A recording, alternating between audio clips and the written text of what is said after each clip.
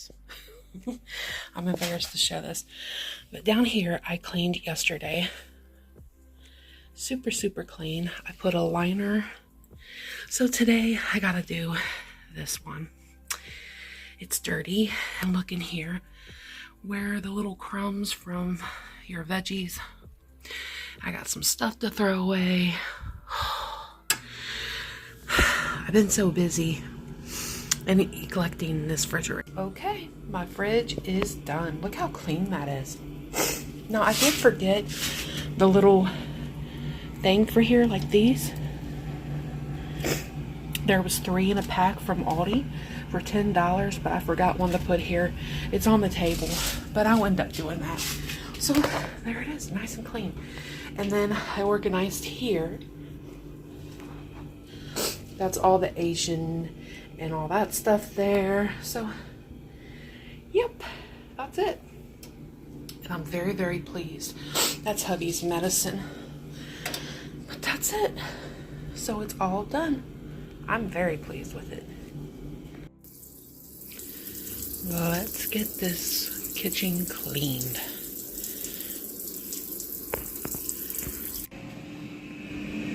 All done. First chore done. Next up is breakfast. Well, brunch, because I didn't have breakfast yet, and it is now almost 11 o'clock. Hey guys, I'm gonna have brunch. So, I'm having a chicken sausage. I already chopped it up. And 2 pieces of bacon. And I got some peppers. And a little bit of ketchup. Some hummus for my peppers. And a Premier protein shake. So this is my breakfast this morning, well, and lunch until dinner time. And it's going to keep me full too.